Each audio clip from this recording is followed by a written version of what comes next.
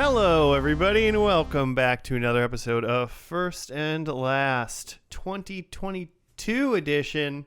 Oh, baby. Even though the first one in 2022 goes out already. Cool. But this is the first time we're recording in 2022. So that's neat. My name is Josh, and with me this week we've got Joe. Hey, man. And Jimmy. What it do? Nothing. I was looking right at Jimmy when I said we have Joe, and I almost didn't say Joe's name. We have Jomi. That would have been. Love a good wombo. Yeah. How was everybody's New Year's? Did everything go extremely exciting and partyful? You were out of town. I was visiting my niece and nephew, and I was under the impression that we were just gonna hang out till maybe 10 or 11 or so, and then just peace out, go back to the hotel. But then, yeah, no, the kids are let's fucking hang out till midnight. Let's ring this in. Of course they were, man. So what you're saying is you didn't get hot tub hotel time. No. I was just midnight. The hot tub hotel. It's getting late. Hotel hot tub isn't open till past midnight on New Year's Eve. Come on, hotel. Maybe it closes down at 12:01. You're we already kept Party's it over. We already kept it over 2 hours early. Normally it closes at 10. They make swimwear masks. Oh, masks that can work in the pool? It's just waterboarding. Yeah, that sounds terrible. What did you guys do? Oh, we slept. Actually, I tried to sleep. Sounds great. He went to bed early, which was awesome, except for that our dog just has the worst GI tract ever, and she wakes up. She's just wakes up in the middle of the night and is I have to go outside, please. And so I have had some. It's been a rough few nights. I think she's on the mend though. She's good. I mean, you can just let her outside though at this point, right? Yeah, I get out, I let her out, and then she's and then she passes out. But then I'm well, now I'm awake. It's you got that problem where when you wake up, you are awake. Well, because this is several times a night when this happens. Sure. So it's the first time I'm okay, I'm asleep. And then the second time I'm okay, well now I'm just thinking about stuff. I've always had New Year's Eve on my bottom tier of holidays anyway. Even in my even when New Year's was more fun in my 20s, it was still just it was most nights out, except now everybody's out and it's impossible to get a cab or an Uber and hard to get a drink. And they're $1 million. Mm-hmm. Yeah. I feel I had probably 4 or 5 just crazy fun going out, having a ball. Some were dressing up, some were just friend parties, whatever, in my 20s. And now in my mid 30s, I'm I just don't care. I would rather be playing games or just hanging out with a couple friends or something like that than doing anything. And we had a sweatpants New Year's. Yum. Nice. So it was just Yum. Delicious. Joe, you don't own sweatpants? Or did Claire finally buy you some for Christmas? I think I've got this pair of bluish gray pants that I don't know if they qualify as sweatpants or joggers. I mean, joggers. Sure. Are they? They're joggers cotton are a form of sweatpants. Yeah. They're cotton, but doesn't jogger depend on they're shorter? They're a different cut, but still a type of I sweat. I would consider them also made from sweat. Yeah. So those of children made from sweat. Those exist, and I guess the bottom line is that I've worn them maybe once, twice. Yeah. Any pants you buy that are made in China are technically sweatpants because they come from sweatshops. That's where the name comes from. Yeah. God, I hope not. Oh man, is that true? Let's not look that up and instead go to what is first and last for anybody that likes whatever show Jimmy picked for us and tuned in. Ooh. It's a TV pod. We take the first episode of a show and watch and analyze that, and then skip straight to the end and watch the last episode of a show. So if you were to like do that to a year, it'd be like if you reviewed what you did on New Year's Day, and then skipped straight to New Year's Eve of that year and evaluated your year that way. Sure, it was great. Good job. Am I still alive? I'm like, what did I... During a pandemic? We're recording this on January 3rd, and I'll be honest, I'm not 100% sure what I did on January 1st. of 2022? Of 2022. 2 days ago. Oh, good point. I know what I did yesterday. I know what I did. That's about as far as I go. All right, well, hey, Jimmy, it was your show this week. Yeah, I did. What did you pick for us? Yeah, I mean, yeah. I was looking for some kind of football show because I beat Joe in our fantasy football championship game. Yeah. I failed to check my lineup, but then in the championship? Here's the thing. There's like one player I could have swapped out, but I still lost by like 50. So it wouldn't have mattered. Like, you couldn't have done anything? At least with your roster currently? Yeah. As it was? You could have looked at the waiver wire. Did you pick Antonio Brown and then he ran off? That is ridiculous. Yeah. Just Google Antonio Brown Buccaneers. He literally just took his clothes off in the middle of the game. That's fantastic. The game was happening. He was doing jumping jacks in the end zone. Yeah, there was play going on in the opposite side of the field. Apparently, like, security started to like chase after him. I don't know if they thought he was a streaker or what. This fan is jacked, but for He's 6'3" He did look and good. jacked. he's an older player too. He's like, okay, wow. I don't know if I was gonna say he's like our age, but that can't be. That's probably not true. Yeah, probably not. Probably like 30. Mm-hmm. Anyway, last week. So last week we did the ranch, which is Joe's, and we were saying how that was like, it was trying to be this like rural thing, but clearly written by like East Coast elites, like the 2.5 Men guys. Did you find a city show clearly written by right wing? Man.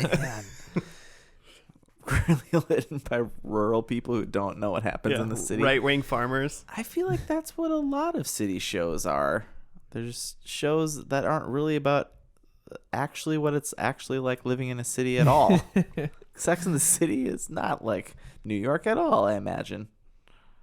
Yeah. Is it? I don't know. Never been. Is that really what it's like? Way less sex. Let us know. I've been to New Way York, more city. but I'll be honest. The only Sex and the City episodes I've seen are the ones we watched. So Yeah, that's fair. and I There are new ones. Do you know do this? not plan on watching any more Sex and the City. There are new ones, and my wife, I was overhearing her listening to them, and they're trying to like navigate the like racial climate, and like it listening to it, I'm like, oh my god, like oh, it's charming that these women are trying to not to be racist, but they're being super racist, and we're just supposed to be like, oh, but it's Samantha, haha, or whatever. I don't know. I know that's one of their names. Samantha. She's super racist, but she's also a goof. Oh god, look how she's trying. What a racist. What a Karen. It's about 4 Karens. Actually, I assume they're not all in it. They're still like prototype Karens, really, probably. They're the original Karen. Yeah. The primordial beta testing Karen. No, so I picked another Netflix show called Longmire that was suggested like forever ago, I think, and it's been on my little list. The only person that I remember that's in it is Lou Diamond Phillips. I thought you were going to say Diamond Dallas Page. I for 2 almost seconds. said Diamond Lou Phillips. And not Kevin Costner like I thought, because that's a different show called Yellowstone. But it's based on a set of like novels and short stories by an actual guy from West Virginia, who it's a fictional town of Longmire, but it's Sheriff Walt Longmire is what it says the books are about. So it says it's a crime drama / neo-western. Neo-western. So it takes place in the Matrix, so that's cool. That's fun. Spoiler. Is this a modern day western or type scenario, or is this like a older 1900s? I assume when I hear Western, I assume it's got to be more like 1800s, but at least. But I don't know. I've not read any of Craig Johnson's novels. Yeah. The only pictures I'm seeing is just like a typical cowboy-looking sheriff man with a shotgun or like a rifle. Yeah, I assume he's got a 6-shooter and a horse, which I don't know that you would see today, even today. Yeah, I mean, I just did a Google image search for Longmire, and like it looks pretty modern. Okay. Did you see a Ford F-150? Is that what? I mean, in one of the pictures, yeah. Okay, And so he's it's like just Walker, Texas Ranger. He's like an older gentleman, and he's carrying a rifle on his shoulder. Okay. Nice. So this is on Netflix, Jimmy? Yeah, I think it's another Netflix series, I believe. Okay, really quick, I guess it looks like it says A&E from 2012 to 2014. Oh, and then okay. So maybe Netflix picked it up 2015 to 2017. Okay. So it went 6 seasons and 63 episodes. I feel like, that lady is definitely in Battlestar Galactica. Katie Sackhoff. I was just looking at the cast. Oh, that's Starbuck Is that her name? from Should watch that. Battlestar Galactica. Yeah. Yeah, she played Starbuck. So the nerds out there know what I'm talking about. Great coffee. Yeah, that's what she was originally a barista and then finally got her big break on Longmire. Space barista. Cool. I mean, those are literally the things I know about the show. Like that people, since we've been doing this podcast, have been like, "Oh, you should watch Longmire." Do you watch that show? Like, no, never seen that show. It says that guy's Craig Johnson's series is based on Walt Longmire Mysteries series. So it's like a Western mystery series. Yeah, supposed of if there's books. crime, I'm there's more got to be interested in mystery. That could be good. So that makes me think. Obviously, it's not a Twin Peaks scenario, but I thought this is good. The show first Western episode's going to Twin be like Peaks. dead local girl, Mm-hmm. Yeah. shot, and it's Love gonna. it. I don't know. Let's see, A&E 2012. It's probably gonna blame it on the local Indian reservation or I something mean, that's like where it's that. gonna start, right? Yeah. Ooh. And then they find out it was just like the drunk white guy from from one of the 7 bars in the town. Mm-hmm. That's not called Long. Is it? I wonder if they're in a fictional town or not. I for some reason I thought the town was called Longmire, but I don't know why. I think that So the sheriff Longmire of the town of Longmire. his family is a founding He member. lives on Longmire Ranch. On Craig Johnson's Wikipedia, it says that the success of his novels is celebrated in an annual festival called Longmire Day, held in Buffalo, Wyoming, the real-life inspiration for series fictional setting. Oh man, people are going to be mad about this episode of our podcast. Then. If it has a festival, Longmire Day. that's pretty sweet. 12,000 people attend each year. That's pretty cool. That's not like that, man. I don't think I've heard of this show before. But like, I'm like weirdly intrigued. Like, I don't know. Like, If it could be some sort of like maybe mysterious Western, like some mystery every once in a while, but probably just a straight Western. I don't know if I've ever seen like a long form, like a show that goes on for a long time. 63 episodes of just like a Western. Like Deadwood is maybe the only other 6 show seasons. that I've like, I can think of off the top of my head at least. That's just like a really big Western. Bonanza. The Lone Ranger in Tonto. not very well versed in Westerns, other than just like playing Red Dead Redemption. I do love me some 3:10 to Yuma. That's a great movie. I don't think I ever saw that. That's Christian Bale, right? Yeah.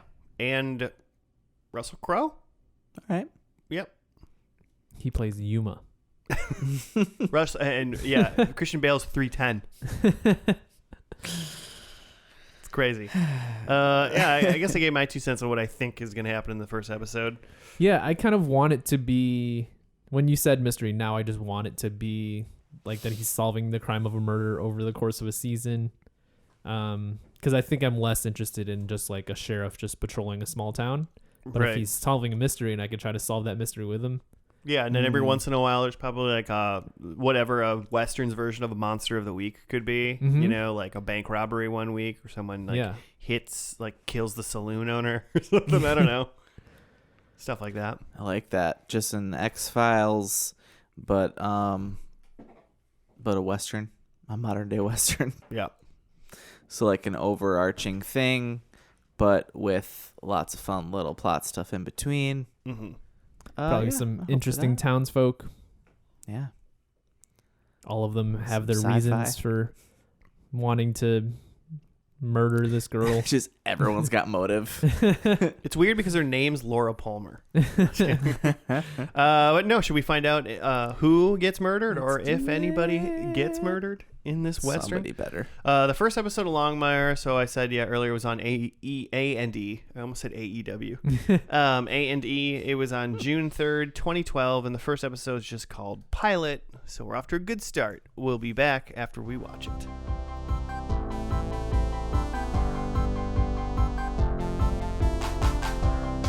We are back. We're done with the first episode of Longmire. It was just called Pilot.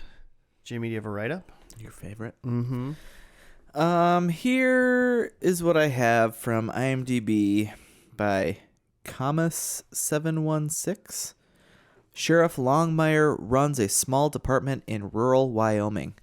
When the body of a man is found in the woods, the investigation leads to tension between Longmire and the local Indian reservation, as well as between Longmire and his Indian friend who runs a local bar. Also, he's a bartender at that bar. I don't know that he runs the local bar. Who? Henry? Lou Diamond Phillips? Did you get the impression he run? I guess he was fixing the jukebox. Yes, I get the impression that he runs it and then will sometimes serve drinks. Okay. Sometimes your bartender calls in sick, so you gotta serve drinks, Plus, then you don't got to pay anybody to do it. I might need a new prediction then. Yeah, my thought was that was his bar. Mm-hmm. If at the very least he was like the full manager of it. Mm-hmm. All right. At the very least. I mean, so that was a really short synopsis. A lot of things happened. Oh, that was the whole synopsis? That was it. Oh, okay. I thought we just broke it up by correcting you on Henry. No, I was done speaking. But we have Walt. He apparently has a daughter, I think named Katie. Yeah, I didn't catch her name. And a dead wife in a tea, like a loose leaf tea box. Yeah, don't brew that tea. Which, he grabbed at the beginning, and we're led to believe that, maybe he's going to have some tea, and then and then he has coffee instead. Yeah, I thought the implication was he just didn't want any tea that morning. That's what they want you to think. They did a bunch of little things like that. A bunch of little clever turns. Anyway, so we've got Walt. Oh, before that even, there's like a cold open of a dude. It was the first thing? Yeah, it was a dude running through a snowy field filled with sheep, and then he gets shot in the back. Yeah, and we're seeing him through like a sniper scope, basically. And he dies. Sure did. In the snow at night. Then we have Walt in his shitty shower in like an unfinished cabin that he says he's renovating. That is his home. That's his home, but it's like a log cabin on like a side of a field. That's what people live in Wyoming. Yeah, fair. So, as far as I know. There's some weird thing. He had a moment with an owl that was there for 1 second, so maybe we'll see that again. Maybe he's got a spirit animal. Maybe it's his wife come back as an owl. She's like, don't drink me. Don't you drink that? Who are you gonna drink today? Oh, we also had like on the counter a bunch of Rainier beer, which I'm assuming is like Mount Rainier, like beer. Yeah, I wonder if it's cans. It's probably not a real beer. Yeah, probably not. It's probably a show Probably beer. not. Just kind of a stand-in for like regular Coors. Coors, yeah. It did kind of look like a Coors banquet can. But then they use that later because he rolls his truck and there's a bunch of empty beer cans found in it.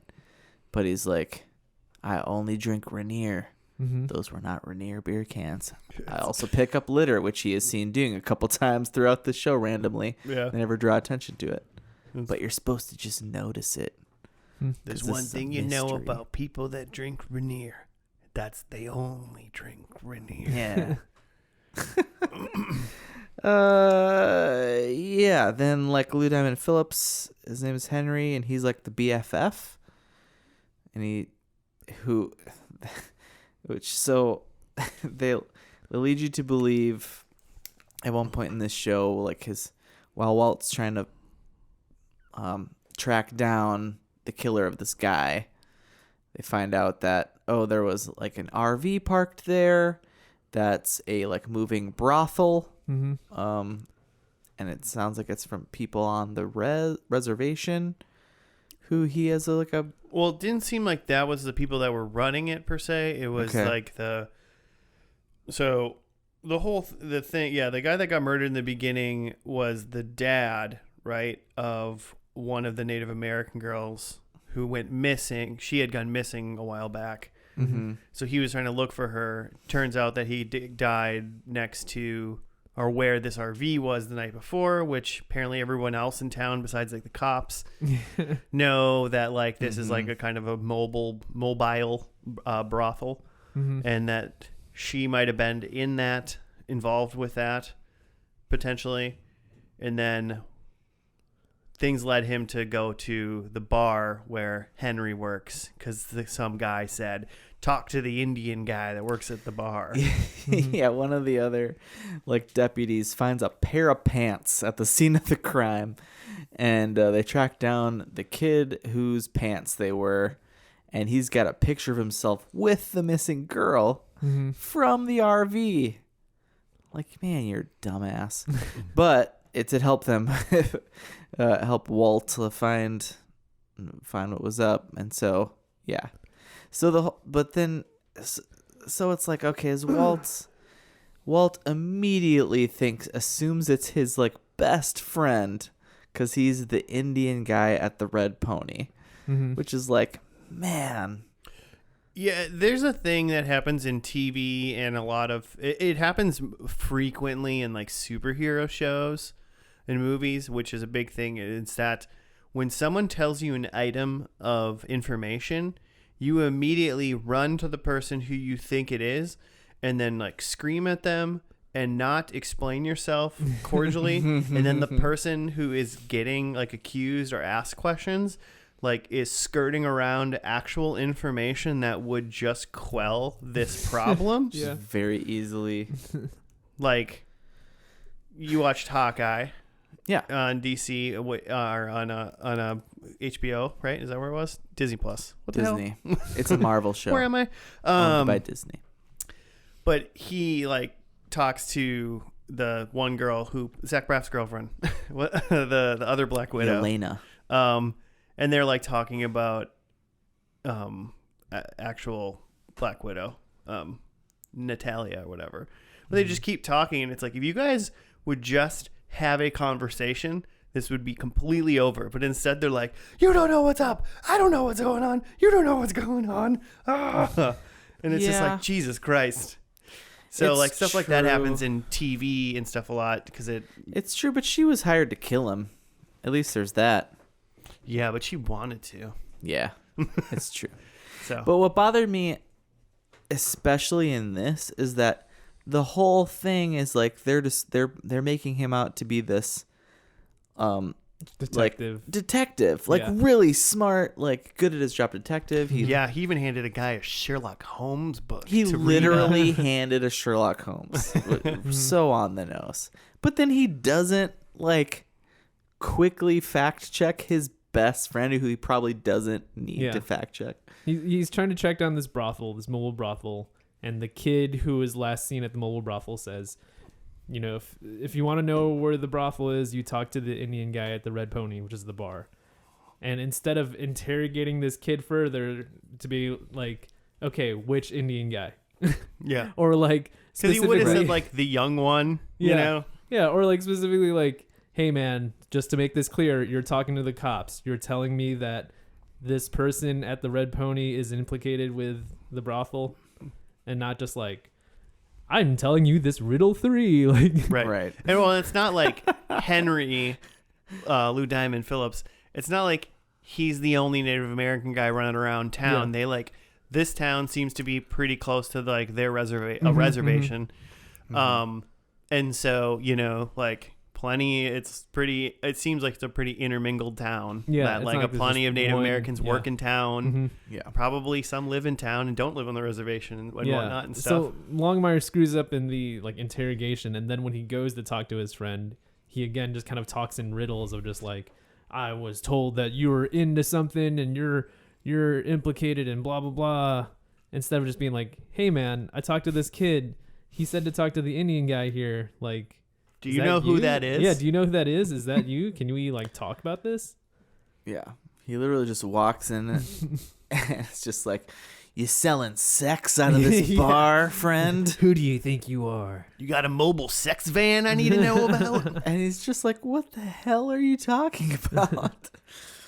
So yeah, but they do make it seem like that's going to be a big part of this show, is like this tension between Walt and the Res, and maybe Walt and Native Americans in general, but he's got this friend. I don't know, Henry. man. I feel like he gave him a pretty solid goodwill at the end there by saving one of their daughters, basically. Yeah, maybe, but like, so they got a nod. They said, I forgot to entirely mention the character Vic, who's like this female officer on the force who's been there for 6 months, and she's from like Philly homicide. Yeah, she's And a city slicker homicide detective. now she's in Wyoming, Hey, you know, sometimes asking questions city about person sheep. wants to Yeah. live in the countryside. But she thinks all of this is like just like way below her pay grade. Yeah, like, I want a raise.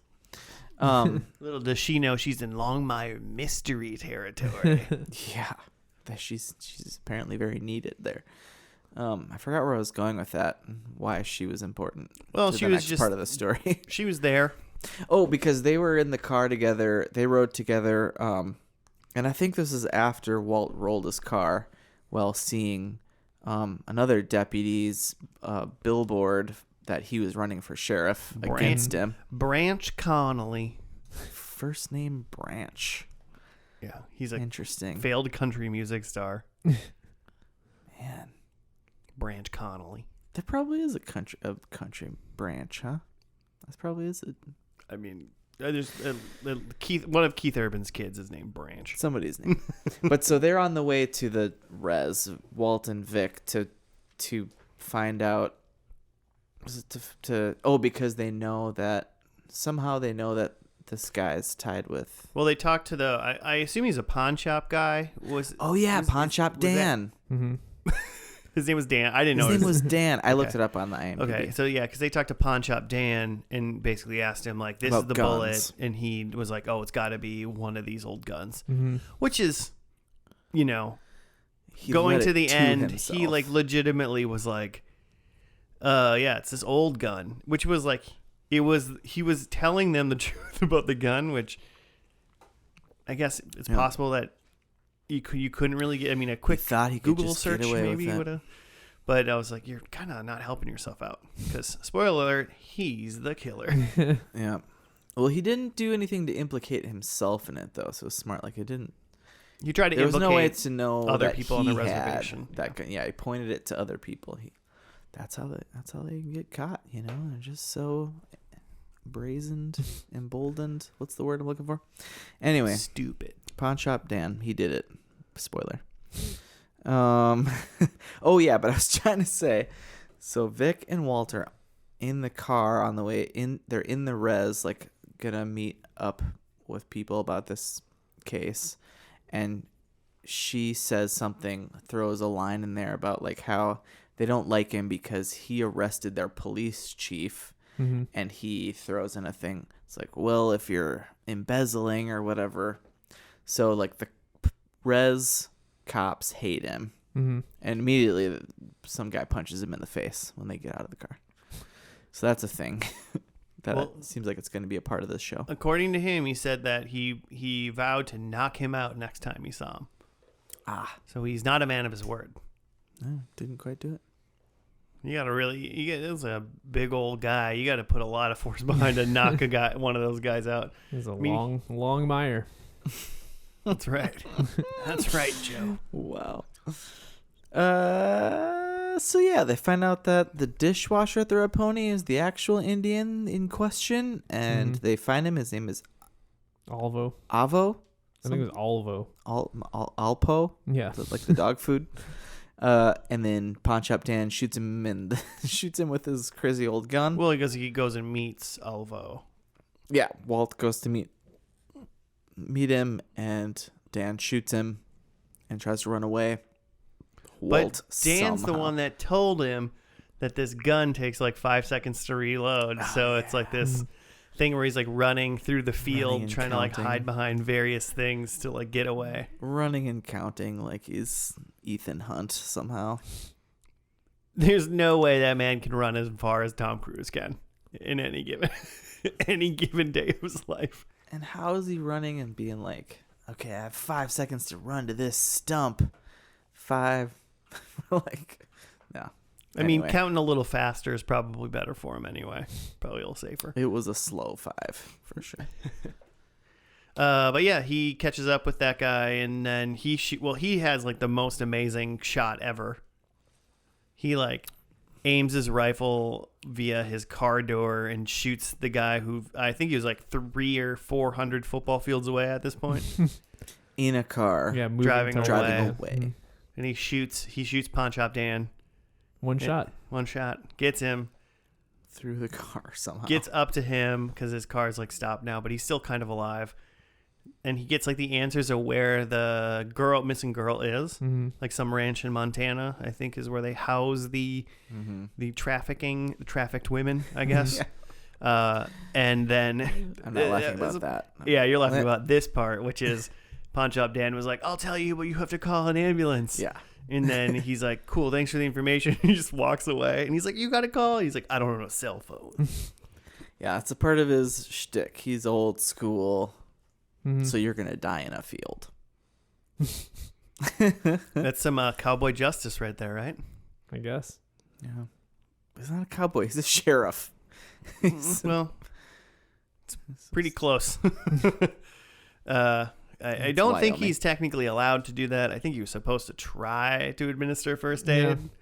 Yeah. Just after that scene ended with him walking away, being like, I don't have a cell phone, he actually goes like, I'm just kidding. I'm going to call the ambulance.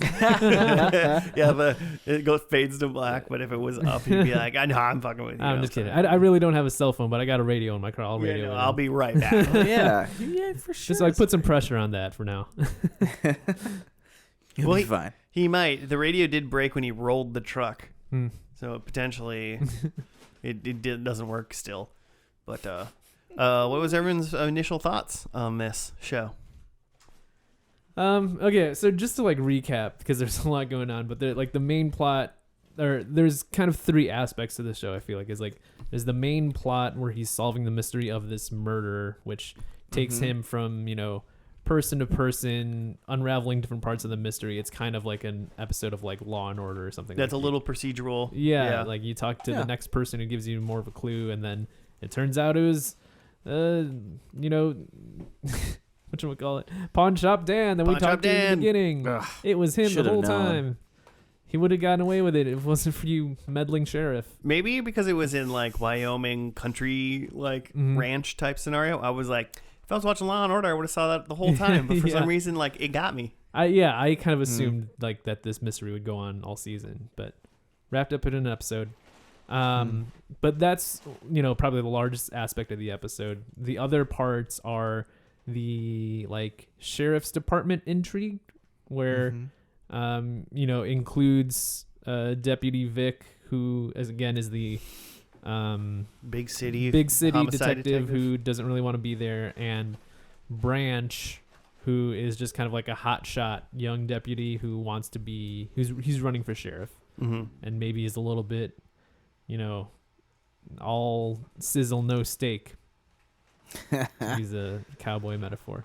And then the last piece that's maybe only like 10% of the episode is that there's clearly stuff going on with Sheriff Longmire, and that he's recently deceased. It seems like his wife passed away a year ago. Something like that. Yeah. Mm-hmm. Keeping her in a tea box, and his house is a shit box. He's remodeling, Joe. He's remodeling. He may have a drinking problem. A little bit. Yeah, the problem is there ain't that much Rainier around. Yeah. He's standing up his daughter for their lunch dates. Mm-hmm. And she's concerned. Yeah. So those are the pieces, which are like common pieces that I feel like I would see in a lot of, prestige cable. But it seems like for maybe other shows that I've seen that are a little more prestige-y, prestige-ish. It's prestigerific. I almost said that one. I almost did. What? Prestigical. The recipe is, the proportions are different in that there isn't as much procedural plot stuff, and there's more time spent on like the character and like his like old man trauma that he doesn't like to talk about. Yeah. As opposed to all of the intricacies of, well, we got to talk to this guy who's giving us a clue about this, and like this was actually a red herring, and like it couldn't have fired the gun because it doesn't smell like gunpowder, it smells like oil. And that kind of stuff makes it feel more like, not basic cable, but like network TV CSI. Mm-hmm. I thought some of that though, with him like smelling the gun and doing stuff like that, to me it was like, oh, he's like a really good sheriff, like he's really good at this, but he just has had a bad go at it for a year because of Could be. dead T-wife. Could be. So yeah, all that to say, it's just like it looks, it's like on paper it kind of is kind of dressed up to look like a Sopranos or Breaking Bad or something, but like his name is Walt. Yeah, exactly. But in watching it, it feels a little bit more like a CSI Law and Order. Okay. Yeah. With a bigger budget. Nicer shots of the mountains. Which better location. Could have been nicer. Like I feel like there's a lot of good ones. There's a lot of good scenery out there that like again with a more prestige-licious show. Definitious. Just going Fergie now. Like there would totally be longer shots of the mountains that are just like maybe even a little too long. That's just like all of the like setup shots for new scenes are just like very quick. Just like this guy walks in and then he gives us our new exposition. Where it's just like I feel like a lot of other A&E. This was A&E. This is A&E. Yeah. I think this was like their first original series. The thing said. Yeah, like if this is A&E, HBO is giving us like 20 seconds of mountains before a character talks in every scene. Yeah. So wait, do you want more, or are you happy with the small amount of scenes? Scenery, pre-scenery. I don't know. I think it's just a different style. Yeah. They had so much. They had a lot of talking they wanted to get in, so you didn't have time for that. No time to look at the mountains. Yeah, I really like if you've seen like True Detective. Maybe that's a closer analog than Sopranos or Breaking Bad, where it's like it is kind of a western, it is a mystery, but like there's way more Matthew McConaughey talking about time being a flat circle. All right. And in this, there's way more just like, detective work, procedural stuff. So did you like it? I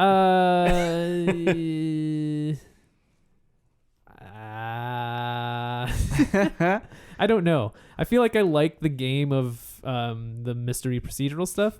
If going in, I thought it was going to be like a season-long mystery, and it seems like this stuff was pretty well wrapped up in this episode, and reading the description of the next episode, just like on the Netflix thing, it seemed like it was a whole nother case. Mm-hmm.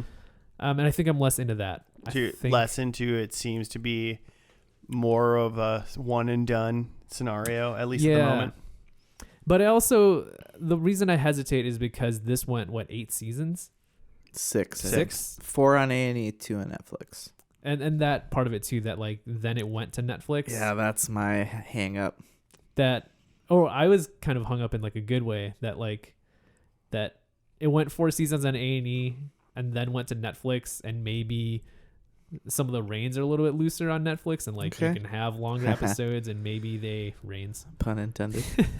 Very much intended.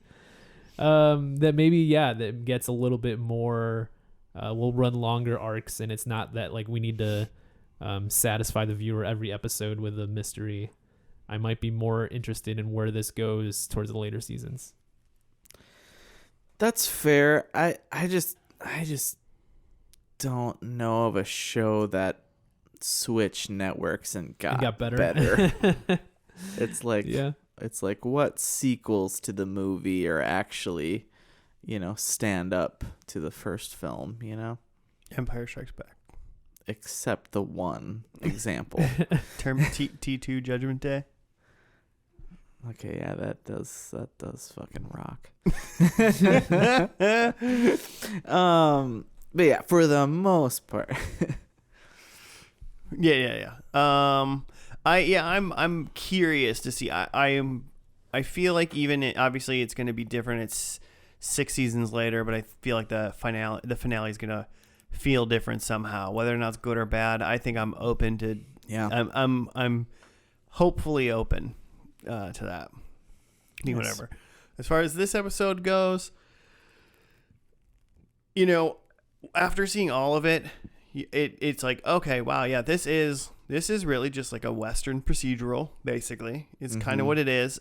Feel like it's got a little bit more It's got more substance to it, in my opinion, than a CSI or an NCIS or NY. Maybe, I don't know. I've never seen NYPD Blue, but like it feels like it has a little bit more substance into it. It felt like it did some fun like things that were like slight, like clever that you didn't pick up, like him picking up some trash and then it coming up later, him like stuff like that, like little things that it was kind of like, oh, so there's a little bit of a reward for noticing some things, which I do like some subtleties that I liked in that. I wasn't mad that it ended up kind of feeling like a procedural, I think because of its setting and because of like kind of the tension that it built between like like the sheriffs and like the reservation police, and like the kind of two worlds thing that's doing something a little bit differently than like a NCIS or something like that would do. So I would roll into episode 2, but I wouldn't commit until I did that, basically. But I'm open to continuing watching currently. I think I would too, and I think it's not because it's like that great. I think it was like compelling enough. It wasn't like it's kind of fun. Like it's a drama, but it's not like super. It wasn't super heavy ever. I mean, I guess if you really think about like the implications of like prostitution and reservations and the like starkness of how terrible like Indian reservations tend to be, and like if you've ever listened to any true crime podcasts, basically like, I mean, and just watch the news, like they're like, have you ever seen the news before? Like Native American women are like super at risk for like kidnapping and stuff. Anyway, all of that's super dark. Yeah. So, but beyond that, like the show itself was actually fairly light. But yeah, all of that stuff is on like the fringes, right? Like we don't actually see or deal with any of that, with any of those issues. It's more of just part of the plot of the crime. Yeah, they never even like went to like where the ranch was, where those girls were or whatever. We don't know We literally don't know of any other girls besides just the one that he was trying to we like saw find. one guy being arrested and the And one girl being found. Yeah, and he like cracked she the was case. fine, right? Yeah, Like, and he she cracked the was alive. case, and then like somebody else. It was like 3 seconds of like just some random dude being like arrested, like kind of thing. Yeah, the end. They weren't like, we may have another Ruby Ridge on our hands or anything. Like, you know, they was just like, oh, they got him. We did it. Case closed. So you're gonna watch episode 2? Is that what you're saying? Yeah, maybe. I don't know. I mean, maybe this finale sucks. I am nervous. balls. I am nervous about the switch to Netflix. That maybe it's like they don't like it's under the budget and of the original, and I don't know, that it just looks bad and feels awkward. We'll see. I'm sure it's gonna be great. It's real jokey. Like, well, could they even get Lou Diamond Phillips to come back? By the way, I looked up like because he's played a number of things, like races, I should like, you know, and I was like, can he play like a Native American? I mean, I feel like that's something, especially like in the last like couple years, is that's been coming up as like racial calling out, authenticity, calling that out in theater and film. But his dad is supposedly part Cherokee because he's like, his mom's Filipino. And I know him from his famous thing was being Richie Valens in La Bamba. Oh, okay. Who's Hispanic. Because I was gonna ask, that. like, what is he from? Like, I like know the name, but like, he's in a million TV shows and movies since then. But that was like his big thing. It's a great movie. Whenever they just need like a blank slate brown guy, they're just like, yeah, Lou Diamond Phillips. Fire him up. LDP, He's great. let's go. It's great. He's in Brooklyn Nine-Nine for a while, and he's amazing. He plays a white guy in that one, though. Yeah, he does whiteface. We weren't talking about that on the pod, were we? No. Cut that out. Nope. That's fine. Should we do predictions? Yeah. All right. I'm going to do Fire it up. mine. Number 1, Longmire dies. Ooh. Yeah, I have that. He's an old man, right? You know, it's got to die. I see him living, so Yeah. Right, okay. I think Henry Lou Diamond is a deputy now. Ooh. Yeah. From the Mine are pretty much all just cop related. So I think Vic is the new sheriff. Oh, okay. Nice. And then 4th, I think we see a cop eat a donut. Oh, man. I think they still have donuts in Wyoming. Finally I get to would see one eat one. crush a donut right now. So you think Katie Sackhoff is She will be the new sheriff. Okay. Yep. I like that. So those are my 4. That's another one. I hope she stays too. She was good. I could go because I also have that. Vic is the sheriff. Oh man, I feel like that's so obvious now in my brain. It's so obvious it's probably not going to happen. Yeah. I think that Longmire has a dog. He just seems kind of lonely. I think it'd be Dogmire? Dogmire. I hope he calls his dog Dogmire. I hope he calls his dog Walt Dogmire. God, is that like a Dogbert? What was that? Remember that? Yeah, Dogbert. Yeah, Dogbert. Dilbert and Dogbert. Dilbert's dog, Yeah. Dogbert. Oh my god. Longmire's dog, Walt Dogmire. Walt Dogmire. That's fantastic. Great. If not, that's gonna go into my Longmire fanfic. But yeah, I think Longmire survives and he drives off into the sunset. I think he literally drives his car going west towards the sunset. Okay. And then my last one, I think there is no food scene in this episode. Did you write that before or after I said there was a cop eating a donut? No, I wrote that earlier. That's impressive. Yeah. So we're in direct contention, basically. Yeah, normally like a know something prediction I feel like is kind of weak, but I feel like there's a lot of opportunities for them to show food in this first episode, like either at the bar or at people's houses and stuff. There's a lot of people like having drinks and having beers, but like never any food. Right. So I think that's something that continues. Yeah, a lot of liquids, but no solids. Yeah. Jimmy? Yeah, I got some. So I think daughter Katie, I think we're getting a wedding because, just got to throw a wedding in there somewhere. So I think daughter is getting married. We didn't really get a sense of if she was in a relationship. She's probably already married Yeah, for all we know. She's definitely an adult woman. Oh yeah, I forgot about this one. So I wrote this during the episode when I thought Henry was just the bartender. Okay. So what it says is Henry owns the red pony. I feel like I need to come up with something else for that one. Still owns the red Because pony. that Yeah, I mean, you could say he still owns it because I feel like he owns it. Okay. A lot can happen in 6 years. He could sell it and become a deputy. Let me circle back to that one in a second. I said Walt dies. Which one? Walt Longmire or Walt Dogmire? Walt Longmire. No, he must live.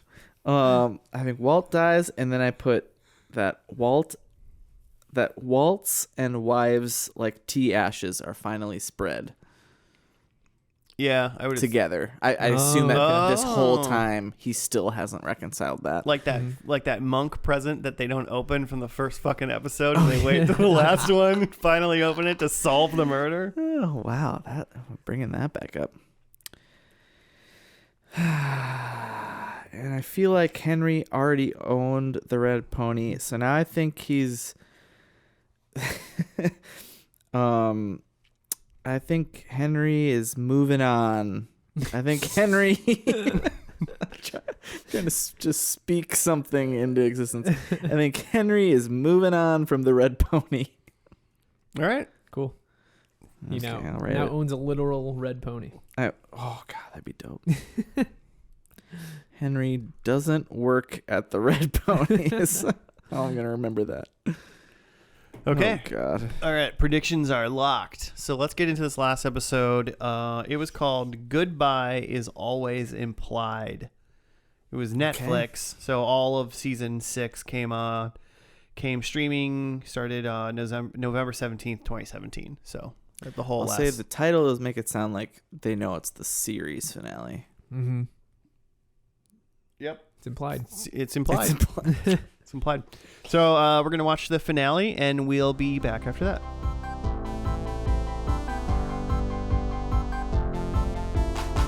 All right, we are back. We have finished the finale, the final episode of Longmire. It was called Goodbye Is Always Inspired. Jimmy.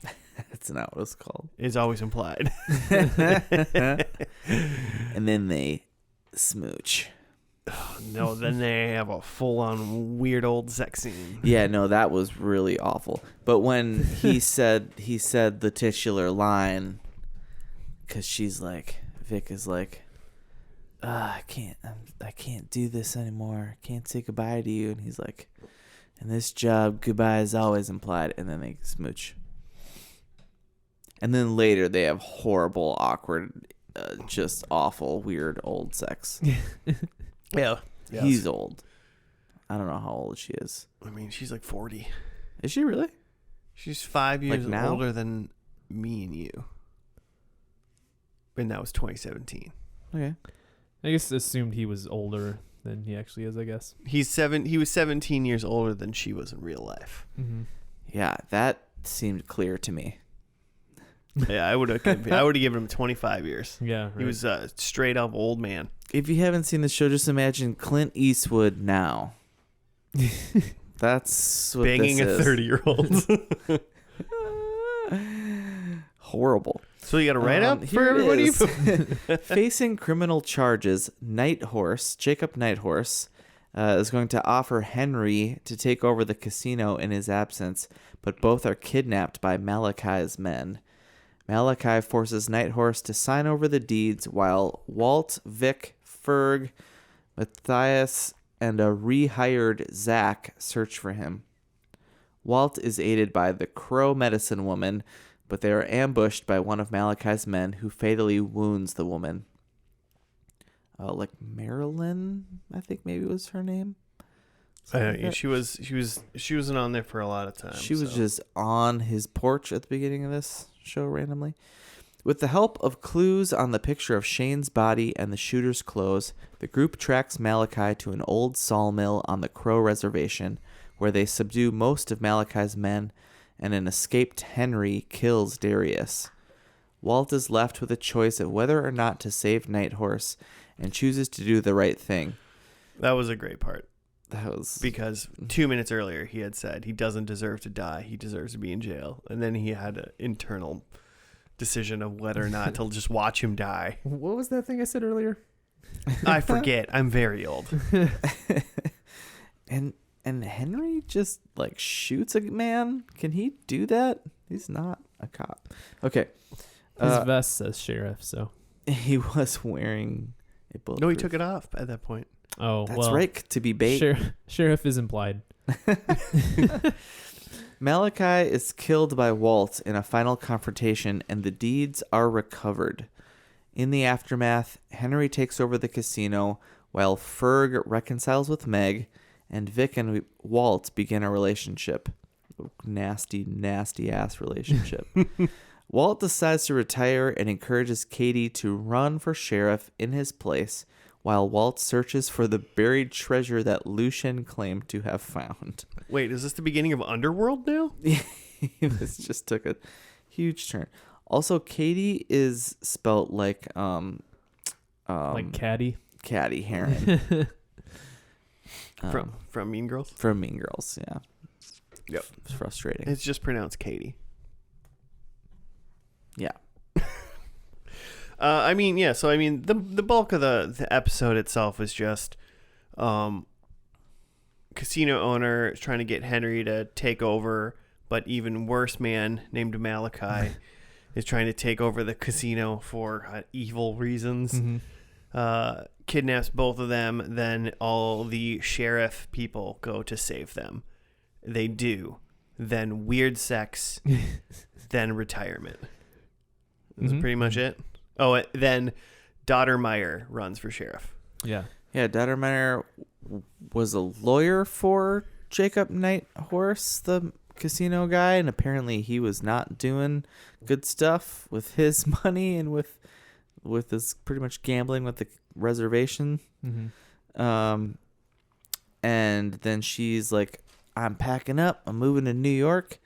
And then she bangs a dude named Zach, who her father then calls from while he's in bed with her still, and hires him as a deputy, rehires apparently, which is good because it was really weird to watch him like get hired over the phone to be a police officer, to then go like directly to a dead body and to do all this stuff with seemingly no training from our perspective. Well, the one other other deputy guy was like second day on the job, so it seems like that Zach guy was a cop for one day before that, and had a run presumably had 6 months to a year of training before that, right? Am I right?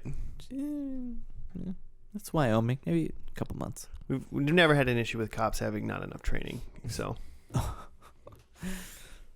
yeah. So she bangs him. She doesn't marry him yet. No. Yet. What is everybody's thoughts on this episode? So it seems like the what we got here was the culmination of at least a like season-long plot. You get the feeling that the casino plot line and the stuff with even the stuff with like his daughter like packing up, that like that is stuff that's been going on for at least a few episode arc. Malachi is at least in episode 4 of this season. Mm-hmm. Per just like a quick perusal of the Wikipedia summaries. So yeah, so that's at least, you know.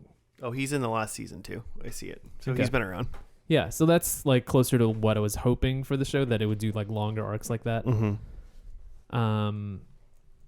And then beyond that, it does do finale stuff where there's like a musical montage and you get a snippet of what everybody's up to that feels very satisfying finale-y. Mm-hmm. So I feel like those are things like if you like the show, those are pretty much like home run things. Okay. What is weird for me yeah is like we've kind of like talked about it, is like the just like the sex between the two top billed characters, just right at the end too. Yeah, like they really shoved that in there, who are main characters and coworkers, and I just like I couldn't help but lol at it that like it just seems something weird to put into the finale. Well, I think they just want to be like, see, Absolutely. love happened. Mm-hmm. I mean, but You've been waiting for this. You wanted this. Yeah. Sickos. did you need it after 62 episodes? You're watching the 63rd and you're like, come on. That's maybe that's maybe the right way to phrase the question of like, did you really need this? I mean, sometimes you do, in all fairness, Mm-hmm. sometimes you do need this and you Mhm. really want it. In college, all the boys on my floor, we used to watch Smallville. Mm-hmm. And I know You we were on can't prove season it. like 3 or 4. Mm-hmm. And Lana and Clark just wouldn't kiss. Mhm. And one time it was like, I feel like they were just breathing into each other's mouths, Mm-hmm. but they didn't kiss, and somebody threw a chair. Mm-hmm. Like, Pretty awesome. sometimes you need it. Sure. This didn't feel like that, Mhm. but I also have only watched 2 of these Well, episodes. it didn't even seem like there was a will they, won't they. It just seemed like she was upset all the time, like that he's gonna go die, Mm-hmm. and he was like, this is like my job, and then all of a sudden it was like, we're banging. Mm-hmm. She's like, is this a scar? Can I have put my sex finger with in it? She touched his like open wound. Is that hot? to you? Does that turn you on? I don't know. Me personally, no. If that's what you're Right. asking, yeah. I would actually be more turned on if you left my scars alone or my Yeah. opened wounds alone. I don't know. It just Festering. seemed weird. Because I'm trying to think of a like example that I would know of a show and how I would feel about it, but it's hard to say. I mean, they did it in How I Met Your Mother, right? They finally got with her at the end. Got with the mother. Mm.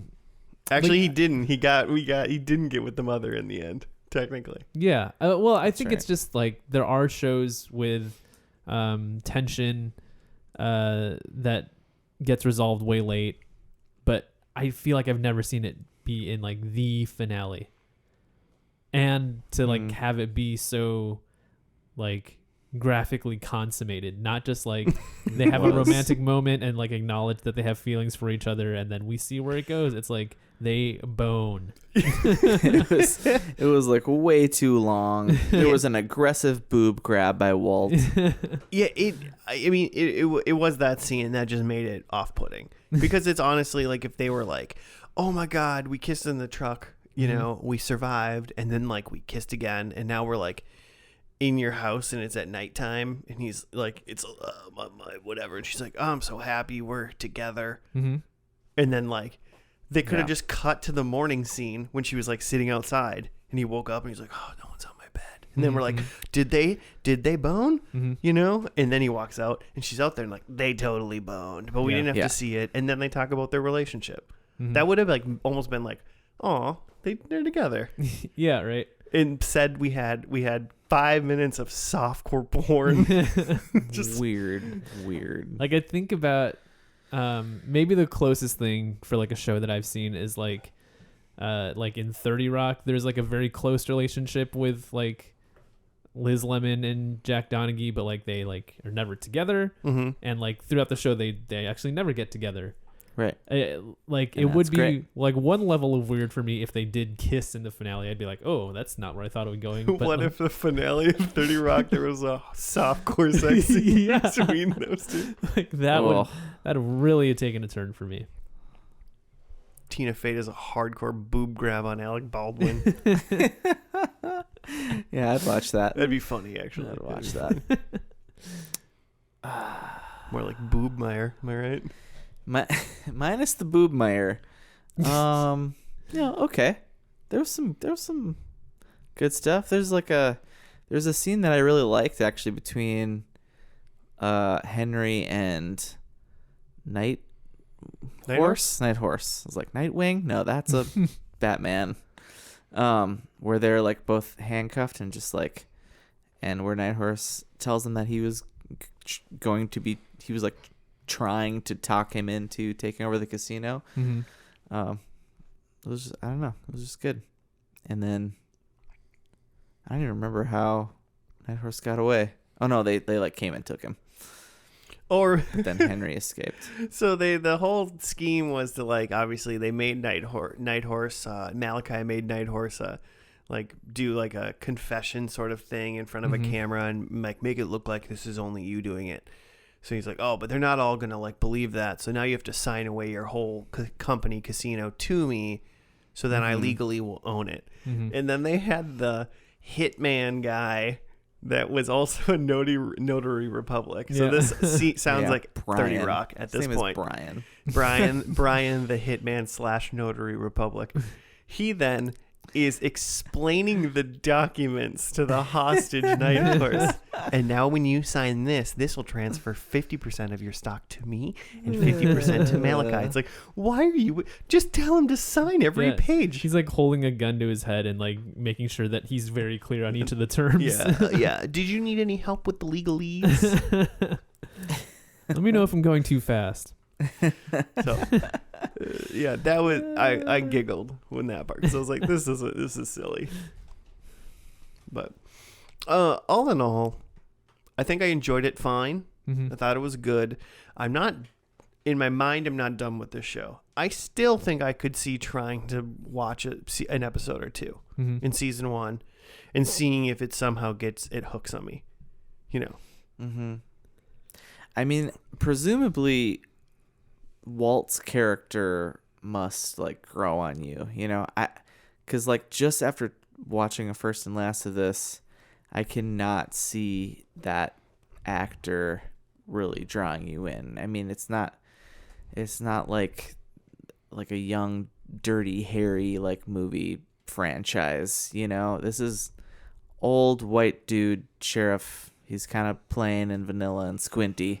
So he plays a great Western style sheriff, but like not super, I don't know. I think it'll all depend on how he like solves some of the maybe mystery crimes or whatever. Like he smelt the gun and blah blah blah, and you know he's like a discount Western Sherlock at times in the first episode, like very minimal about that. But if they find like kind of fun ways that maybe make sense for him to do for, you know, that, and it's also possible in the first season too, his whole, I don't know how long that guy that plays Branch Connolly, Western, you know, country superstar, Branch Connolly. I don't know how long he's in the show, but I think maybe the tension or like the problems between like those two running sheriff against each other might be interesting too in the first season. So it's possible that it could hook me, and I think I'm going to give it at least one more episode of a try. But I'm not going to say that I'm definitely watching the show fully. He's got kind of a like a Brett Favre vibe. Yeah, like selling some Wranglers. Is he from Mississippi? Yeah, I don't know. I don't think it really grabbed me. I feel like there are probably other westerns or mysteries or even cop shows that I'd probably watch before getting into this. Sure. There's just sometimes shows that like that Western cowboy feel, like 3:10 to Yuma, the movie. Like sometimes it's like, oh yeah, Westerns. They're awesome, aren't they? So like if I'm in the right mood, it could work. Yeah. I do love a good Western. Love a good Western True dressing grit. even. Ooh. It's got some zing to it. Been a long time. Jimmy, you gonna watch all these? Maybe someday. Got a lot of shows. When you run out of all the other shows on Netflix. Been watching through Kim's Convenience some more. Oh man, So good. Mm-hmm. Like, It's an easy so bite. funny. Yeah. That's another thing about watching this show is they're 15 minutes long. So That's commitment. Mhm. Yeah. You got to have time. I got to get through the rest of the Mission Impossibles now that you got going on that. Oh, so I just made you keep watching. I said that like 3 weeks ago, and you were like, "Yeah, that sounds like a great I burned idea." through the first 3. Pretty great. Third one's great. I have issues though, man. What is this company that just has like moles, like bad guys all the time in the company? That's the whole thing, is that it's always just someone who works for them who's a super bad guy. Impossible. Like, vet these people. Yeah, but they do. But then, like, the Chinese government or somebody else also vets them, and they get 2 jobs, and then they're like, 2 jobs is too many, so then they pick one. If by the 3rd movie your villain is still your own agent, you got serious human resource issues. Well, the bad guy in the 3rd one's Philip Seymour Hoffman. Yeah, but the whole thing is that, like, that's the agent feeding him, that, like, working with him, feeding him information. The guy who plays from The Watchmen. What's his name? Oh yeah, the guy who's Dr. Manhattan in The Watchmen. Yeah, he's really good. In the Mission Impossibles, before we end this podcast, every single one is Ethan Hunt is now maybe a bad guy. And then he's prove like, his innocence. he's on the lam, and he's like, I'm trying to not make a nuclear explosion. I gotta run a mile. That's like every single one. Mm-hmm. And then they're like, oh, also Philip Seymour Hoffman, also like Henry Cavill. That guy's? He's in the last one. Oh, okay. You'll get there. All right. I like him. Also, Vin Rames. Oh, dude, he makes that series. I don't think he's not in it after 3, is he? Oh yeah, he is. He is. Oh, good. Because I started Ghost Protocol, and he's not in it yet, and I'm like, I don't know if screw this movie. I want to say he's in all of them, or not. He's not in the first one, but when he starts in them, I think he's in them. But I can't remember if he takes he's a movie in the first one. He is. Vin Rames is. Yeah, he's one of the It's Charlie. disavowed it's Emilio agents, Estevez like here. halfway through. Oh, okay. He's in the team. He's Luther. He's like, he's the like hacker. I didn't know he was in the first one. He's like one of the bad guys, or not bad guys, but like ex-agents that they hire. Disavowed agents, and the other one's like the French guy who's actually bad. Oh, okay. Yeah, that makes sense. When you watch 7 of them in 2 weeks, you kind of forget when some of them start. Forget Ving Rhames. I didn't He forget. is that franchise. I don't see him sprinting around. He's the hacker. All right. You guys have anything else to say about Longmire, Showmire before we go? I don't. Oh yeah. All it takes. I was gonna say the bad guy Malachi is Graham Greene, who is like in the guy who writes short stories. a jillion movies. He's in The Green Mile. He's in Dances with Wolves. He's in like every movie with a Native American made in Hollywood. All right. He's their go-to. Last 40, 50 years. Sweet. Well, good. He's making money. And everything else. All right. I didn't recognize him. I recognize gotta him, but admit it. I couldn't place him. But that's just because he's in everything. He was in an episode of Riverdale. Oh, I have seen Riverdale. Maybe I have seen him. Of course you have. I haven't seen all of Riverdale, though. Gets kind of weird. Starts getting musically. Ah. And then we stopped watching it. Right. So. Right. Because we're haters. Okay. All right. Well, that's going to do it for First and Last this week. We Did we do predictions? Yeah, 0 points, by the way. No, we didn't. Which is so long. So long. I forgot. Longmire. Oh my gosh. Well, we can do predictions really quick because let's be honest, I got 0 as well. Mine were Longmire dies. Henry is deputy. He's not. Vic is the new sheriff. She's not. And I didn't see anybody eat anything either. Did you see people eat stuff, Joe? No food. So Hey, you maybe did I get a did point. Yeah, don't rush no points. Yeah. Because I had Vic as sheriff, Longmire rides off into the sunset. I mean, he's riding a horse, but like wasn't what I imagined. And then Longmire has a dog, Dogmire. Unfortunately, no, still alone. But yeah, food. I don't remember any food. I remember them sitting outside of a place that was advertising burgers, but there was no actual food seen. I recall no food. I still recall coffee and tea. Yeah, no food at the casino. No. No one was eating vodka. no one was eating a hot dog while playing poker. Just beverages. Yeah. So 1 point then, I guess. There you go. Nice. I also had Walt died. I thought they were going to spread the ashes. I thought Katie was going to get married, but we weren't quite there yet. And then I said Henry doesn't work at Red Pony anymore. Mm-hmm. He's moving on up to the casino. Changes the casino name to Red Pony Casino. Oh man, that'd be dope. Just to give Jimmy no points. He brought the red pony to him. But you got one. So I got one. All right, so I'm the only one. See, that's why I try to end the show fast. 'Cause I'm the only one that didn't get any points. All right, that's going to do it for this week's episode. If you want to send show suggestions to us or tell us stuff about Longmire that we missed, tell us if there's a Dogmire in this show at all. We would really like to know that part. You can hit us up at F&L Podcast on the Gmail or on the Twitter. And that's it. We'll be back next week for another one. Goodbye.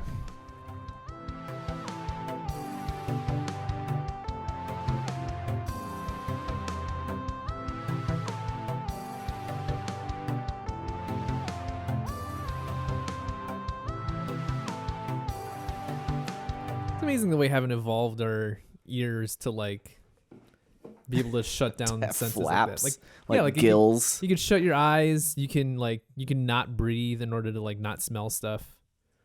Yeah, why don't we have ear lids? Yeah.